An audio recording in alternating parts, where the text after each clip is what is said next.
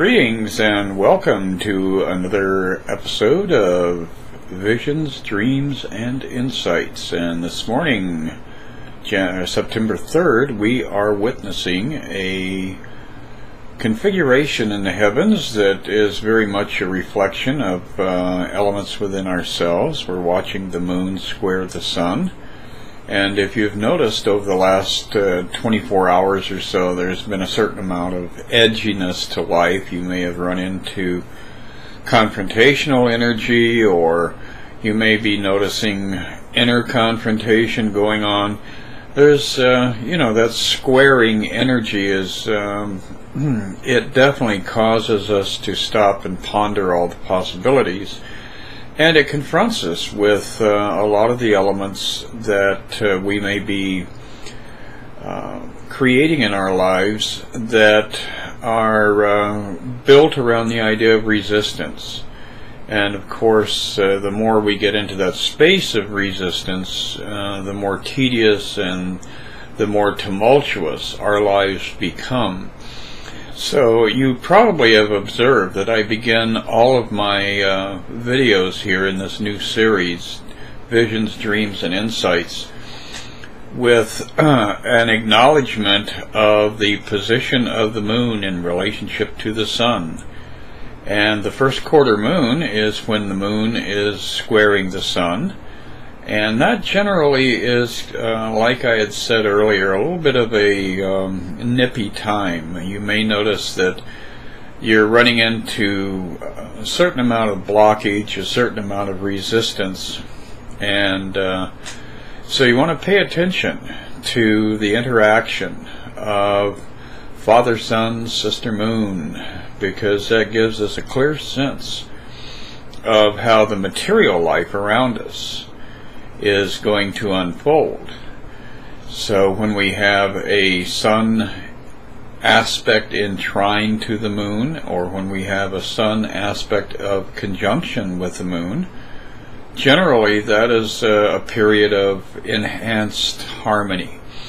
And of course, you can look at the sextiles and the quincunx and all the other configurations, but just being mindful and paying attention to where the moon is in its progression can be very, very beneficial. And you really don't need to go into all these other layers of looking at planetary interaction, because really the whole journey is happening within you. And if you can get a handle on your own inner essence, then you'll find that the exterior world will start to reflect that more and more and more. And of course, one of the more convenient, optimal ways to create that sense of inner harmony is to withdraw from this world whenever you can. Practice your meditation. Now we will advance with the communication for today. And yesterday, when I was sitting outside, I was thinking, gee, I need a vision, or I need some kind of a stimulant. And I looked up, and I saw the cloud people dancing away in the heavens. We had one of those remarkably beautiful days yesterday where the sky was a brilliant azure, and the clouds were magnificent. They were building and unfolding and tumbling and dancing with each other.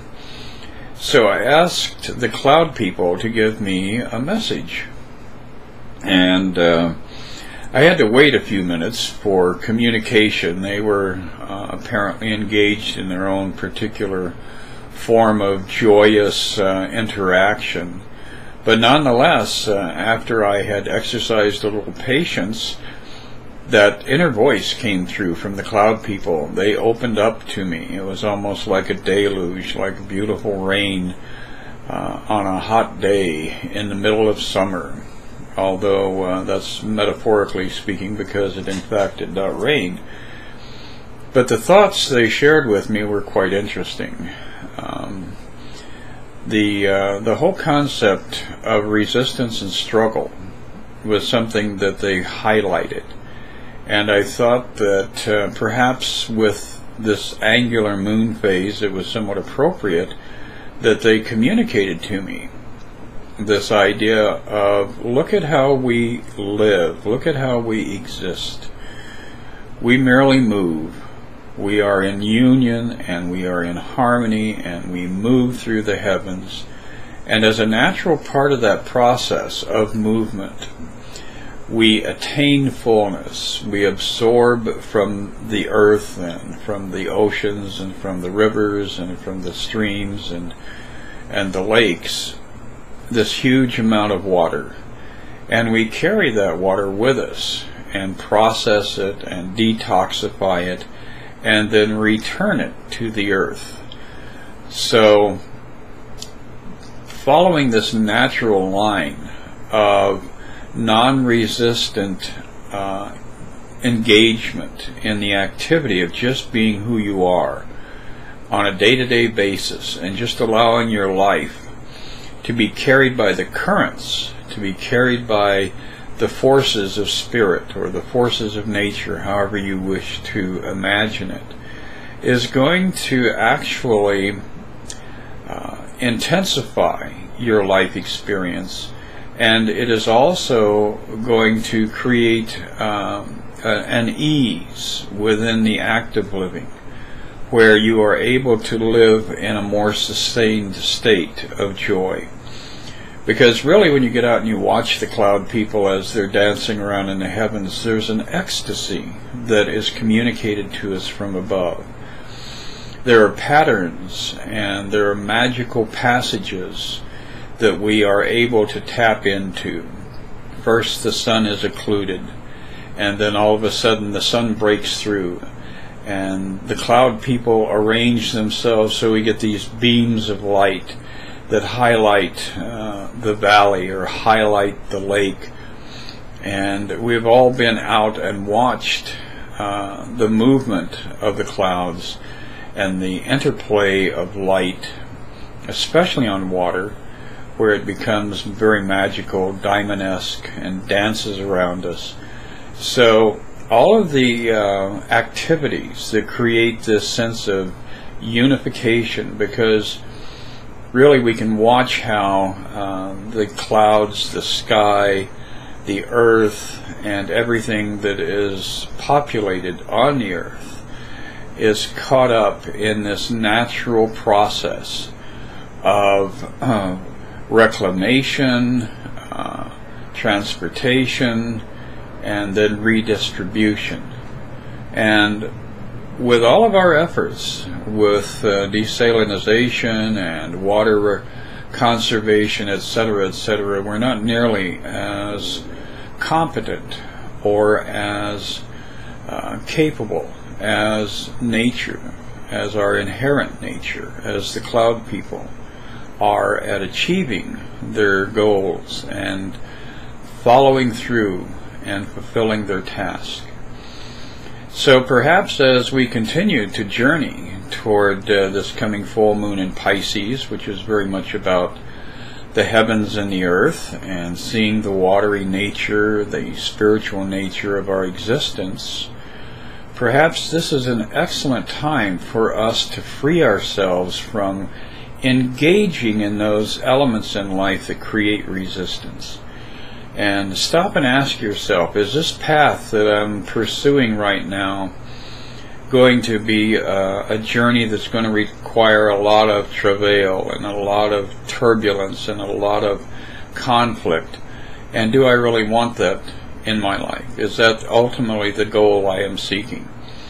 Because I believe that you can achieve and you can attain without creating a mountain for yourself to have to ascend and perhaps roll the boulder up in front of you, as Pythias so ignominiously did in Greek legend.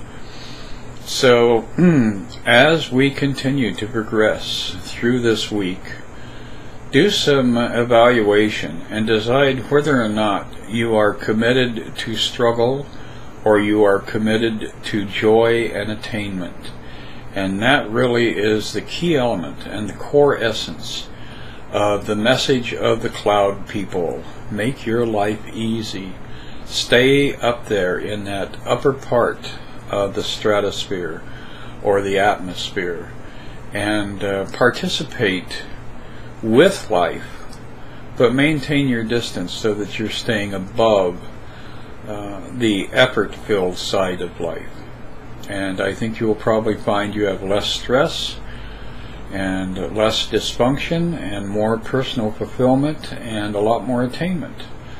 So that is your message for September 3rd. Sun is in Virgo, and the moon now is transiting through Sagittarius, and it's going to be advancing into Capricorn, nice earthy sign. And this is a period of embracing the divinity that is within you. And that which is divine does not resist anything. It is merely there for us all at all times. So get out, share the love, have a great week, and check out my website, www.onefeatherjournal. I have readings available. And as we're heading toward this season of autumn, I seem to have a lot of openings. So if you're thinking about getting a reading, this would be a good time to do that very thing, because lots of shifts and changes coming up as we move through the cycle of harvest. So I will be talking with you soon. Have a fabulous day.